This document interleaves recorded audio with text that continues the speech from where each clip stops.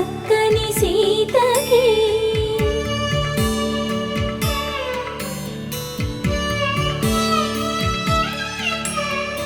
ఎర్ర జాబిలి చేయి రాముడేడని అడుగుతుంటే